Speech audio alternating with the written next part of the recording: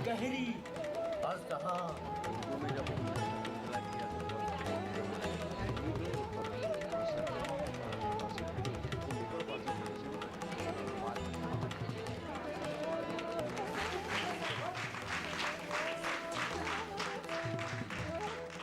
नाज़रीन, उर्दू थिएटर के सफ़र में एक बार फिर आपका इस्तकबाल है। आज हम नुक्कड़ नाटक, अफसाने और नावल की ड्रामाई पेशकश के हवाले से बात करेंगे। हिंदुस्तान में जंग आज़ादी में दूसरे फ़नून के साथ ड्रामे की एक बहुत ही मकबूल फार्म नुक्कड़ नाटक ने भी अहम किरदार अदा किया। ड्रामे का मकसद एहतजाज व मज़ाहमत रहा है। नुक्कड़ नाटक ने इसे पूरी तवानाई के साथ अपनाया। वतन से मोहब्बत का इजहार हो या मुल्क के दुश्मनों से मुखालिफत का, वो आम आदमी की आवाज़ उठाना हो या अंग्रेज़ों के ख़िलाफ़ आवाज़ बुलंद करना, दूसरे फ़नून से ज़्यादा ज़ोरदार और ऊंची आवाज़ में इसने अपना काम किया है। नुक्कड़ नाटक ने आज़ादी के नारे बुलंद करने के साथ साथ समाजी सतह पर भी आवाम को जगाने का काम भी किया है, आवाम की रहनुमाई भी की है। यानी इसने बेहतर मुल्क की तामीर और इसे समझने में आवाम की मदद कदम कदम पर की है।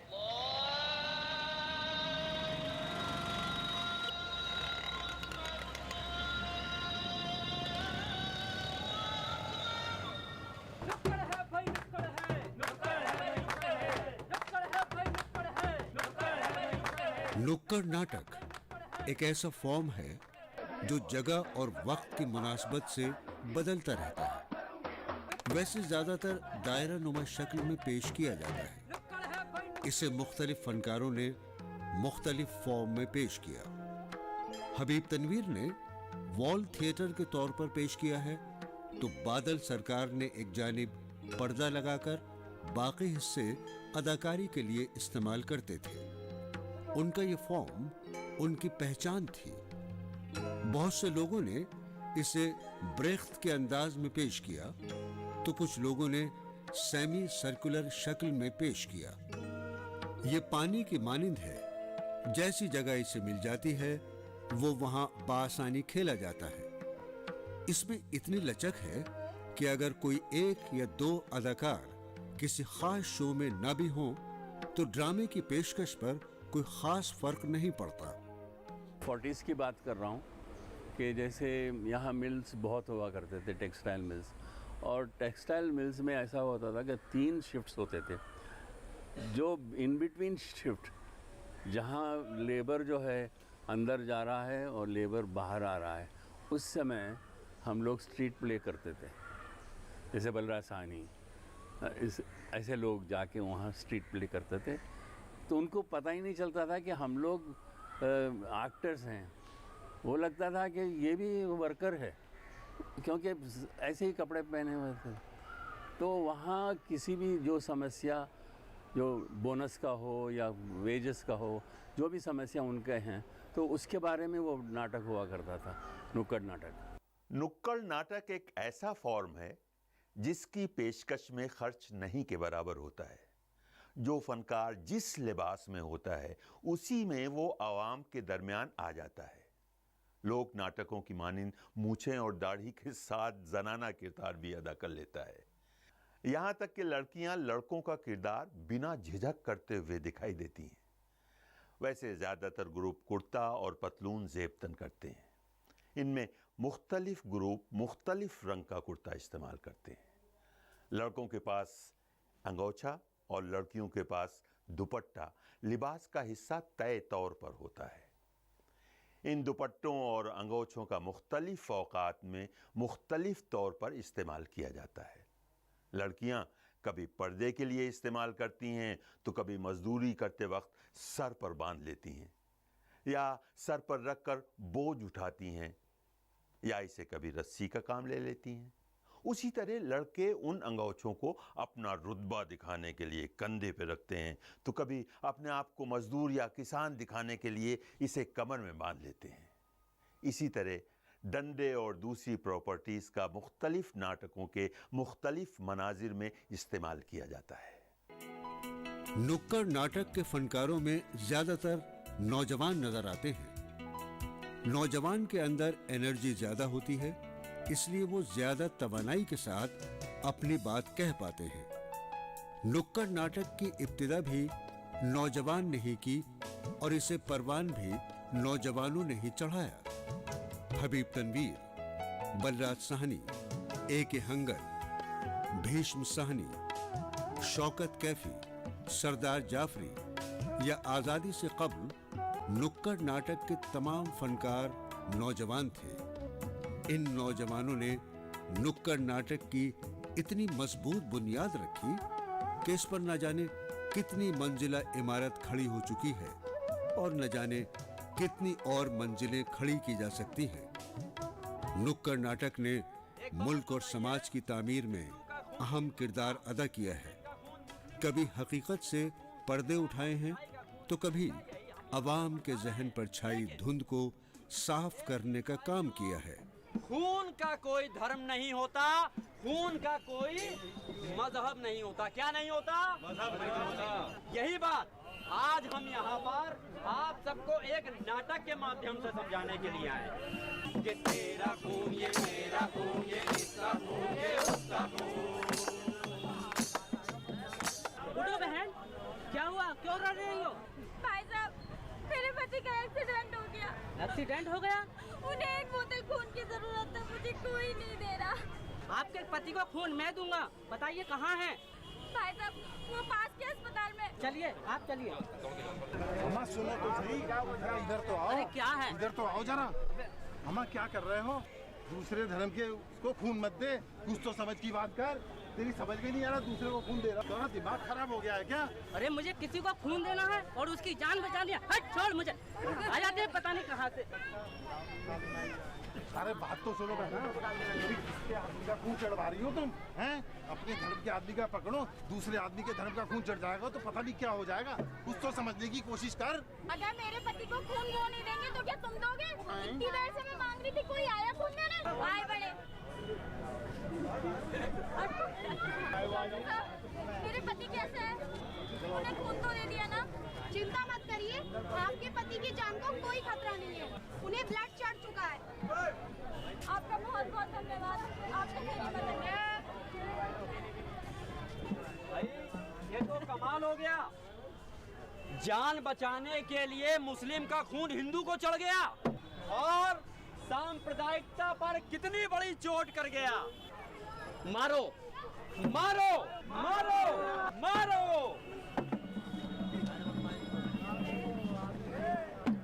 हमारा आपका धर्म हो सकता है लेकिन खून का कोई मजहब नहीं। खून का मजहब होता है तो केवल किसी की जान बचाना। मारो। मेरा ख्याल ये है कि आज के दौर में सबसे इम्पोर्टेंट चीज़ नुक्कड़ नाटक है। नुक्कड़ नाटक इसलिए इम्पोर्टेंट नहीं है कि वो मदारी की तरह 50 आदमियों को जमा करके और कुछ तमाशा दिखाता है और लोग एंटरटेन होते हैं। नहीं, नुक्कड़ नाटक एक मकसद है, एक तहरीक है और इसलिए वो बहुत इम्पोर्टेंट है। और नुक्कड़ नाटक इसलिए और ज़्यादा इम्पोर्टेंट हो जाता है कि आज हम जो बात कहना चाहते हैं वो प्रोसीनियम थिएटर में अगर हम कह भी दें, एयर कंडीशन कंफर्ट के अंदर हम वो बात अगर कहें तो 200, 500, 1000 आदमियों तक वो बात पहुंचेगी। लेकिन नुक्कड़ नाटक हज़ारों तक पहुंचता है और बग़ैर पैसे के पहुंचता है। हम जानते हैं कि आज़ादी के बाद नुक्कड़ नाटक ने समाजी सतह पर जो कारहाय नुमाया अंजाम दिया है वो ड्रामे के किसी दूसरे फॉर्म के हिस्से में अब तक नहीं आई। आज़ादी से कब्ल इप्टा ने इसे अपनाया।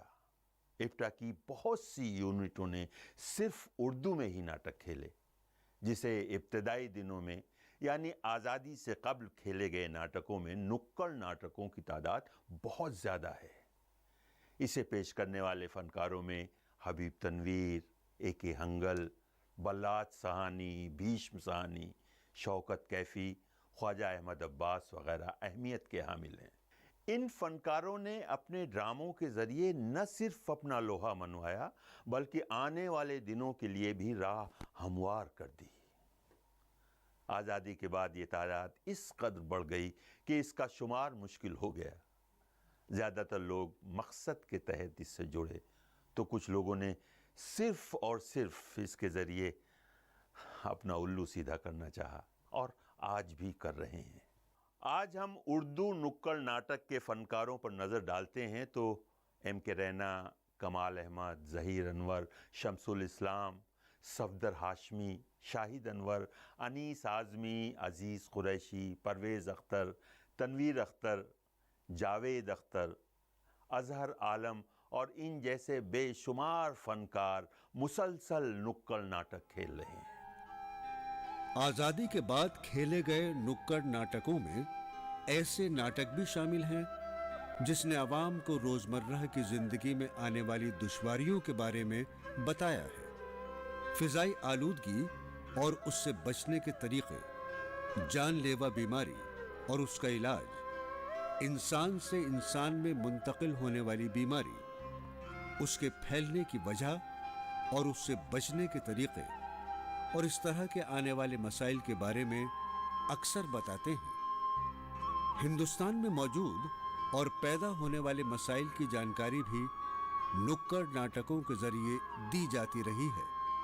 महंगाई, करप्शन, फ़िरका परस्ती, फिसाद और इस तरह के बेशुमार मसाइल से अवाम को वाकिफ करवाया और उसके बाद मुल्क के माहौल को साजगार करने में मुआविनत की। तो आपको इन नौशे मियाँ के बारे में तो बता दूं। हाँ, ये अपने पहले नौशे मियाँ जमींदार साहब के लड़के हैं। इनकी 1000 बीघा जमीन, 1 बाइस्कोप, 20 गाय, 40 घोड़े और 30 भैंसे हैं। आगे जमुना जी जाने इनसे निकाह करें या ना करें। ये तो रह गए।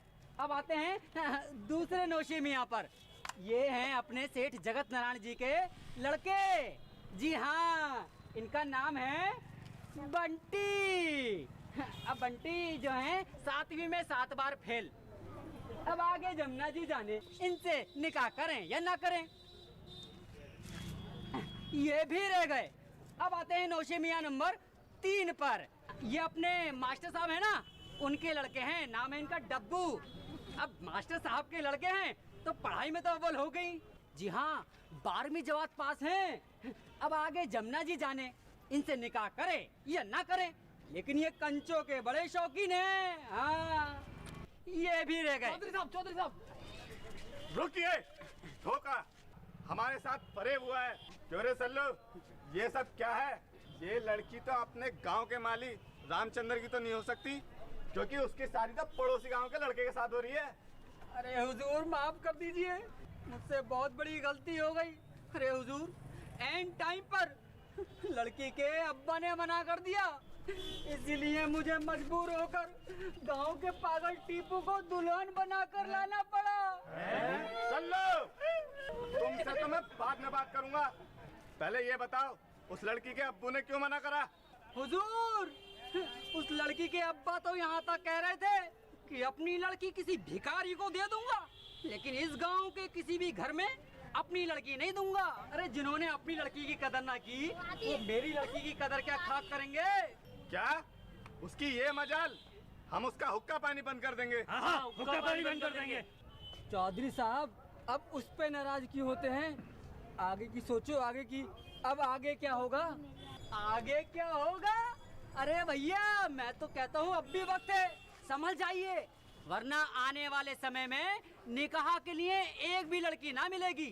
और पहले जहाँ मर्द करते थे 2-2, 3-3 शादियाँ, अब आने वाले समय में एक भी लड़की ना मिलेगी। अब लड़कियाँ करेंगी 40-40, 50-50 शादियाँ। इसीलिए भाइयों और बहनों, लड़कियों की कम होती तादाद को रोकिए, कन्या भ्रूण हत्या रोकिए। आगे क्या होगा मौला रे, आगे क्या होगा मौला रे, आगे क्या होगा मौला रे। नुक्कड़ नाटक जो है वो नई चीज़ है। अब नई भी क्या है, मैंने तो 70 से भी शुरू किया था, अब तो बहुत साल हो गए जितने सफदर ने किया। उसमें भाषा का मिश्रण है, उसमें अंग्रेज़ी भी, हिंदी भी, पंजाबी और सड़क छाप भाषा ज़्यादा है। तो मैं एक पहले कहा ना कि हम लोग एक्सपेरिमेंट करते हैं भाषा के साथ, और भी चीज़ें, हमारे शब्द भी भाषा है लेकिन अंग भी भाषा है, म्यूज़िक भी भाषा है, वो सब मिल के आता है। और ये चीज़ एक नई चीज़ अब हिंदुस्तान में पूरी जड़ लिए मतलब एस्टैब्लिश हो गई कि जिनके पास साजो सामान नहीं वो स्ट्रीट थिएटर से अपना शौक़ पूरा कर सकते हैं, अपने सवाल उठा सकते हैं। आम आदमी के लिए, मज़दूर के लिए, गरीब वर्ग के लिए इंस्टेंट होता है। आप चौक पे आए, 25-30 मिनट का प्ले आपने किया, अपनी बात रख ली, आवाम आती है, आवाम जाती है। और इस एक्टर को जो इसमें करता काम स्ट्रीट थिएटर में, उसके लिए बहुत चैलेंजिंग होता है कि उस मिनट 30-40 मिनट पब्लिक को पकड़े रखे अपने पास, क्योंकि पब्लिक जा सकती है, आ सकती है, लेकिन वो ग्रिट जो चाहिए वो चैलेंजिंग होता है। और मोस्टली इसमें यह है कि जितने भी प्लेज करते हैं वो पॉलिटिकल नेचर के, एजिट प्रॉप होता है, एजुटेशनल प्रोपेगेंडिस्ट थिएटर होता है।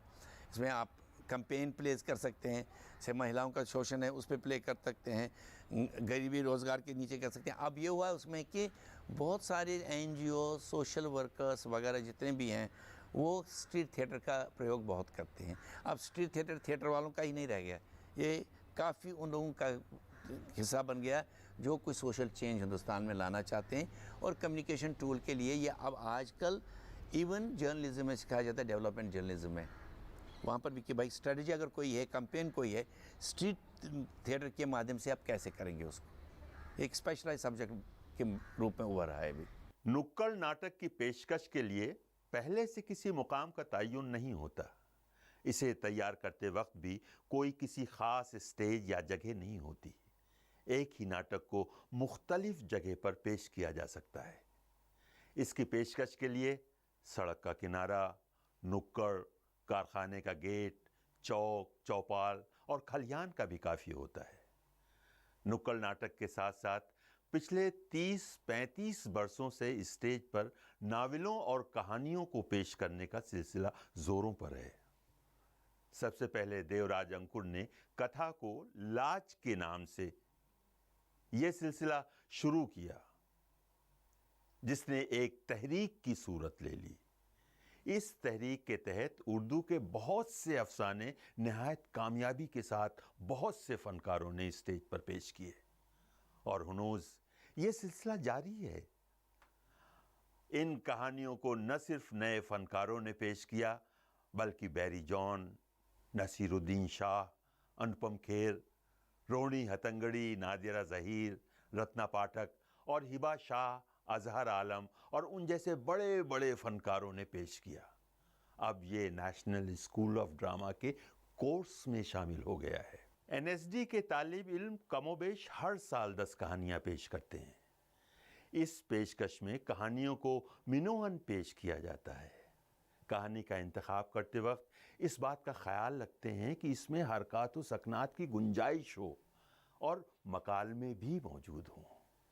इससे इसकी पेशकश में दिलचस्पी पैदा होती है और नाजरीन महजूज भी होते हैं। 70 की दहाई में कहानी को पेश करने का सिलसिला शुरू हुआ। इसे अब वो मकबूलियत मिली है कि अब इसे थिएटर के एक अहम जुज़्व की हैसियत से देखा जाने लगा है।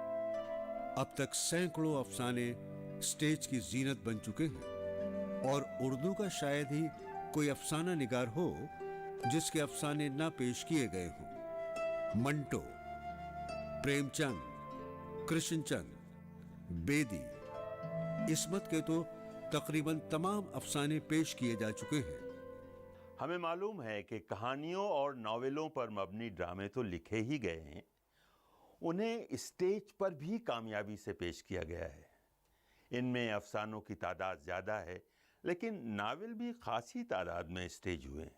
अफसानों को तो मिनोअन स्टेज पर पेश किया गया है और ये मुमकिन भी है, लेकिन नावल को स्टेज पर पेश करना मुमकिन नहीं है।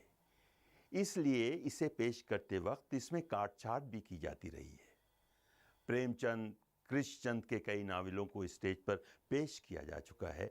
इसके अलावा नए नावल निगारों को स्टेज होने का शरफ हासिल होता रहा है।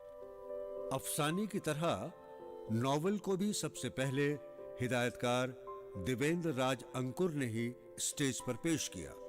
इसके बाद कई अहम और बड़े हिदायतकारों ने 1 से ज़ायद नॉवेलों को स्टेज पर खेला। इन हिदायतकारों में रंजीत कपूर, मुश्ताक काक, दिनेश खन्ना समेत कई और शामिल हैं, जिससे नाजरीन को मुख्तलिफ तरह के अफसाने को मुख्तलिफ अंदाज में देखने का मौका मिलता है। नॉवेल के साथ ऐसा नहीं होता और ना ही हो सकता है। एक नशिस्त में एक ही नॉवेल को देखा जा सकता है। खुदा की इबादत करनी छोड़ दिए। अरे मंगल, हाँ भैया, भाईजान को खाना खिलाना है। उसके लिए गेहूं के आटे की जरूरत पड़ेगी। उनको जौ की रोटी थोड़ी खिलाएंगे। हाँ भैया ठीक कहते हो।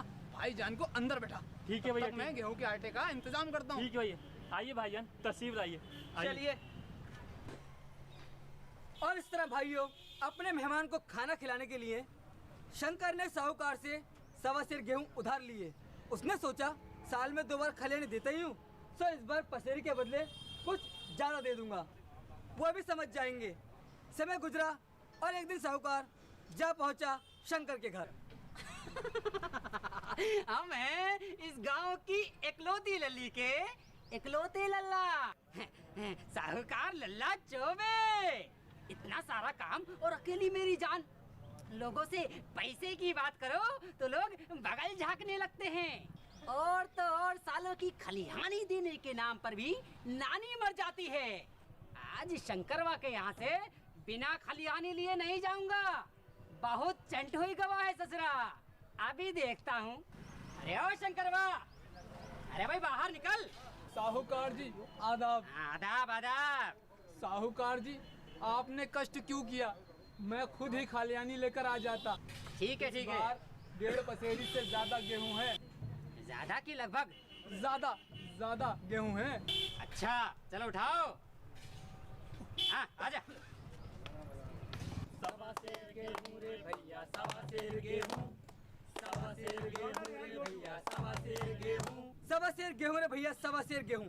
उन 1.25 सेर गेहूं के बदले शंकर ने साहूकार को नया कितने मन गेहूं दे डाला। उसने सोचा कि शायद उसने अपना सारा कर्ज उतार दिया। 7 साल गुजर गए। समय गुजरा और शंकर मजदूर बन गया। उसका भाई मंगल भी उससे अलग हो गया। साहूकार जी आदाब। आदाब। देख भाई शंकर, तेरे 5.5 मन गेहूं कब के बाकी पड़े हैं और तू है कि देने का नाम नहीं लेता। कब पचाने का इरादा है? 5.5 मन गेहूं मैंने कब लिया आपसे? क्यों? 7 साल पहले 1.25 सेर गेहूं उधार लिया था। हे अल्लाह, साहूकार जी, मैंने तो आपको 1.25 सेर गेहूं के बदले न जाने कितना मन गेहूं दिया। तब तो आपने कुछ ना कहा। मैं नहीं मानूंगा। अरे भाई खाते में सब लिखा है। देख, अगर गेहूं नहीं दे सकता तो फिर रुपया लिख दे।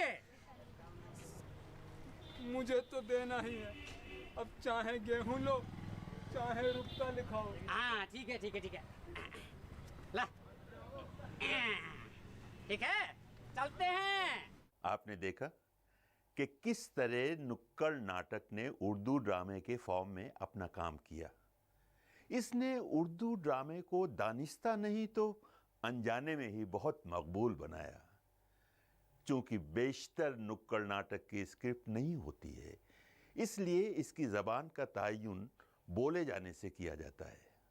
वैसे भी ड्रामे की ज़बान का तयन इसके पेशकश से ही किया जाना चाहिए, क्योंकि पेशकश के दौरान स्क्रिप्ट को दरअसल मानी दिए जाते हैं और इसमें बहुत सी ऐसी चीज़ें जुड़ जाती हैं जो बोले जाने वाले मकालमे से ज़्यादा बामानी होती हैं। इसी तरह अफसाने और नावलों की पेशकश से उर्दू ड्रामे की तारीख में बेशबहा इजाफे के साथ इसे नए नए रूप दिए गए।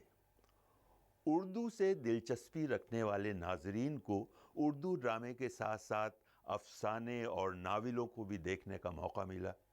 इससे उन अफसानों और नावलों की परतें खुलने के साथ साथ इसके नए मायने भी सामने आए।